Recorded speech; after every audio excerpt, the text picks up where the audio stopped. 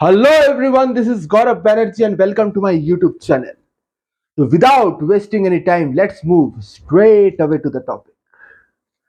तो आज जिस टॉपिक के बारे में मैं आप लोगों के साथ डिस्कस करने वाला हूं, वो एक ऐसा टॉपिक है जिसको लेकर मेरे काफी डिस्कशंस हुए हैं, ना ही मेरे फैमिली मेंबर्स और रिलेटिव्स के साथ बल्कि मेरे फ्रेंड्स के साथ भी। और का different people have different ideas and opinions regarding this topic and many people also have mixed opinions regarding it. So coming straight away to the topic, जो टॉपिक है वो है whether the politicians ruling our country India should have a minimum education qualification और not. देखिए, अगर इस topic के बारे में मैं बात करूं तो सबसे पहले मैं आपको यह बताना चाहता हूं कि जहां तक एजुकेशन यानी शिक्षा का सवाल है, it forms an integral part of our Indian constitution. शिक्षा हमारे संविधान का, भारतीय संविधान का एक महत्वपूर्ण हिस्सा है। It has been included in Article 21A of the Indian Constitution, which states to provide free and compulsory education to children between 6 and 14 years of age. ये एक फंडामेंटल राइट है जो कि जस्टिसिएबल इन नेचर है। मतलब if it is violated we can approach the Supreme Court और the High Court. अब इसके ऊपर एक directive principle of state policy भी है, आर्टिकल 45। तो आर्टिकल 45 ये कहता है, it endeavours to ensure mandatory education and early childhood care to children until they reach the age of 6 years। तो इतने सारे इंपॉर्टेंट एलिमेंट्स, इंपॉर्टेंट आर्टिकल्स हमारे संविधान में है एजुकेशन, शिक्षा को रिलेटेड। तो हम कैसे ये एक्सपेक्ट कर सकते हैं कि हमारे लीडर्स, पॉलिटिकल लीडर्स जो हमारे कंट्री को रूल करेंगे, गवर्न करेंगे, उनके पास basic qualification, basic educational qualification नहीं होगा? जिनके द्वारा हमारा शासन चलता है उनको तो बेसिक एजुकेशनल क्वालिफिकेशन होना ही चाहिए जब हम सिटीजन्स के लिए वो अप्लाई करता है। और बहुत लोग इसको आर्ग्यू करने के लिए ये कहेंगे कि हमारे कंट्री का लिटरेसी रेट तो बहुत अच्छा है। अगर हम बात करें 2011 सेंसस की, तो 2011 सेंसस के हिसाब से हमारा लिटरेसी रेट 73% के अराउंड था। और अभी एक 2022-23 के नेशनल एजुकेशन कमीशन के रिपोर्ट के हिसाब से it has rose to 77.73। Now mind you, there is a great deal of difference between education and literacy. Both are two different things and should not be confused with each other. अगर हम literacy की बात करें तो literacy defines a person, a literate person is one who can read and write, only read and write, ठीक है। लेकिन अगर हम एजुकेशन की बात करें तो education is not only limited to a person who can read and write, but it also includes a person who has a holistic approach towards everything, who can see everything in a broader, who can see everything in a broader aspect and can make rational decisions। और हमारे जो politician है, हमारा जो ruling party जो है, उनके leaders को एक रैशनल अप्रोच लेकर विभिन्न एरियाज, विभिन्न डिपार्टमेंट्स के ऊपर फैसले लेने पड़ते हैं, डिसीजंस लेने पड़ते हैं।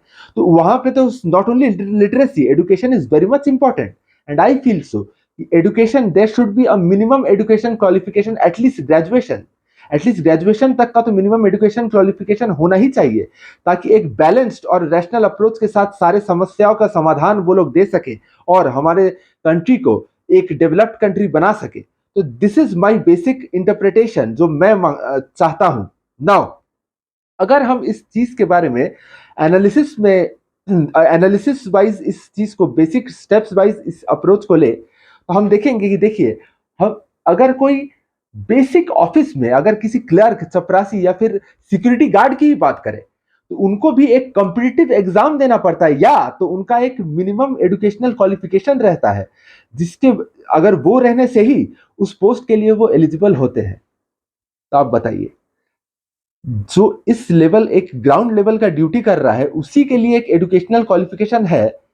तो जब अगर कोई ऐसा आदमी जो एक हायर पॉलिटिकल पोस्ट में है, जिसको ना जाने हमारे डेमोक्रेसी के लिए कितने इंपॉर्टेंट फैसले, कितने इंपॉर्टेंट डिपार्टमेंट्स के ऊपर फैसले लेने पड़ेंगे, उनको अगर एक मिनिमम एजुकेशनल क्वालिफिकेशन नहीं होगा तो what worth, what capability can be expect from that person?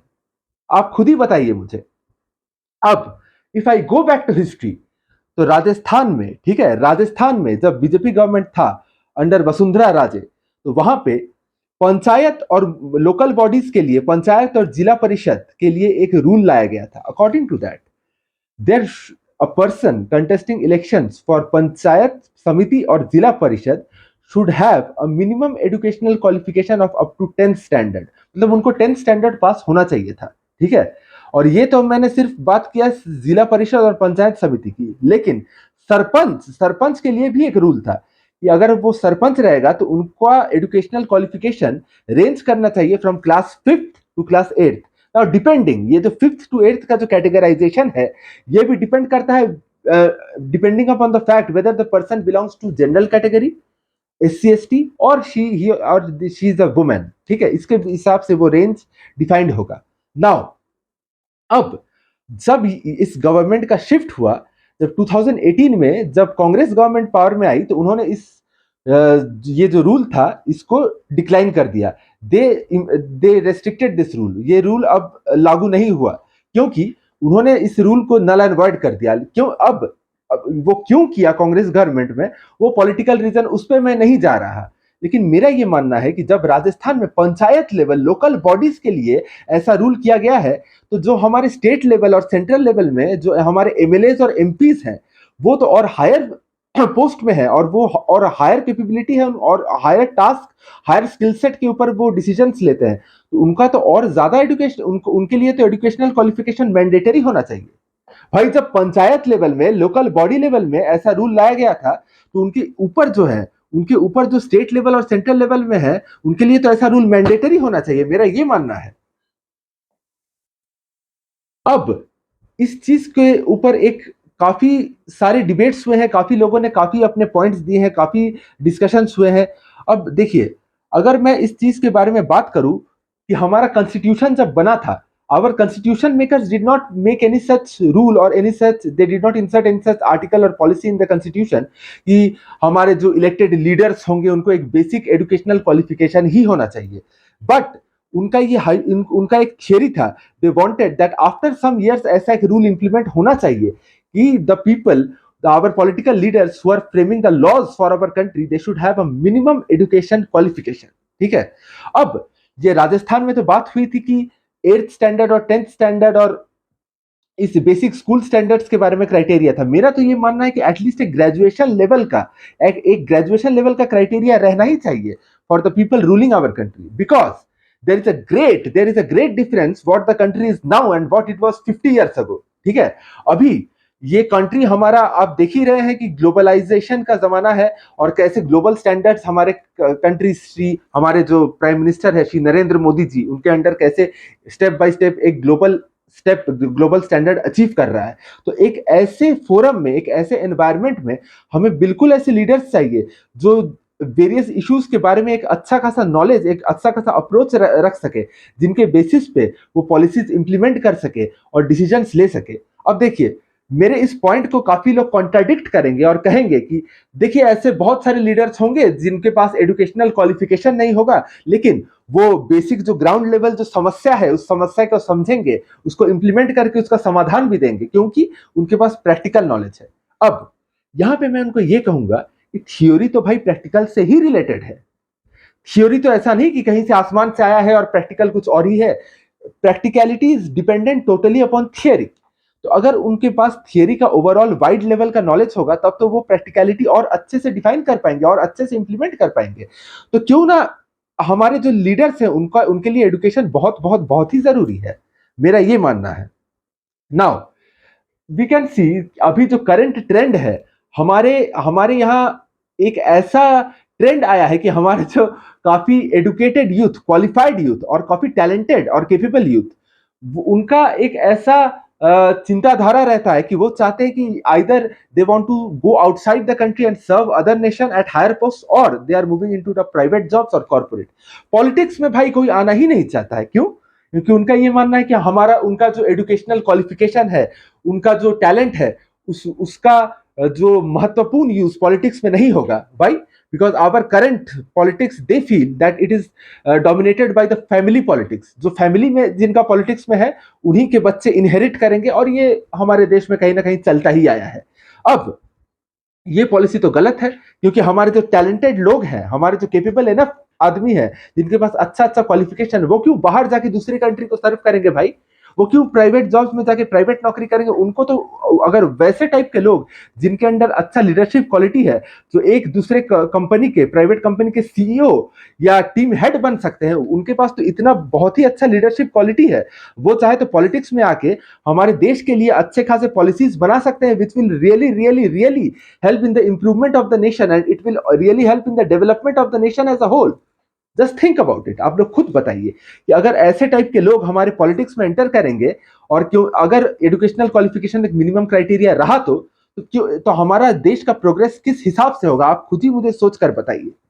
वहीं पे हम देखते हैं कि कुछ अनएडुकेटेड पॉलिटिशियंस ऐसे रहते हैं जो हमारे जो ब्राइट सिविल सर्वेंट्स होते हैं, इंटेलेक्ट ब्राइट सिविल सर्वेंट्स, जो इतना हार्ड एग्जाम क्वालिफाई करके आते हैं, उनको ऐसे अनएडुकेटेड पॉलिटिशियंस उनके ऊपर डिक्टेट करते हैं, उनके ऊपर हुक्म चलाते हैं, जिनको खुद कुछ नहीं आता है। They even don't know anything about the constitution. ये जो मैंने आपको fundamental right, directive principles of state policy के बारे में बताया, अगर आप उनसे पूछोगे कि एजुकेशन से रिलेटेड क्या फंडामेंटल राइट है, क्या directive principle of state policy है, क्या आर्टिकल है, वो आपको कुछ नहीं बता पाएंगे, because they are illiterate, they are uneducated, they don't have any knowledge of the constitution। संविधान के लिटरेसी के बारे में उनका नॉलेज बिल्कुल जीरो है। और ऐसे लोग हमारे जो ब्राइट सिविल सर्वेंट्स हैं, इनके ऊपर डोमिनेट करते हैं, हुक्म चलाते हैं। ऐसा कब तक चलेगा भाई?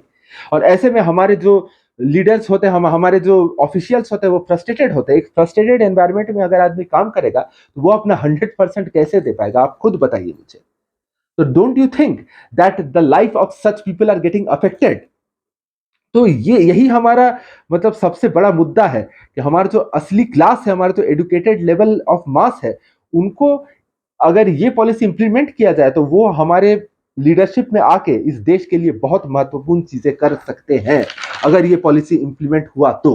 Now we see that people with high degrees and high qualification, they remain unemployed. लेकिन अगर हम देखते हैं कि बहुत अनएडुकेटेड पीपल, जिनको जिनको मतलब एडुकेट छोड़िए, लिटरेट भी नहीं है, लेकिन वो high high position, high seats को ग्रैब करके बैठे हुए हैं, तो इज इट फेयर? आप खुद मुझे बताइए। आप खुद मुझे बताइए कि क्या ये फेयर है, और क्या ये देश के डेवलपमेंट के लिए, देश के प्रोग्रेस के लिए, whether it be any progress, economic progress, social progress, political progress, क्या ये फायदेमंद है? आप मुझे खुद बताइए। तो दोस्तों, यही तक रहा मेरा आज का डिस्कशन। आप इस मुद्दे के बारे में क्या सोचते हैं? आपकी क्या राय है? आपकी क्या ओपिनियंस है? ये मुझे कमेंट सेक्शन में जरूर बताएं। चलिए।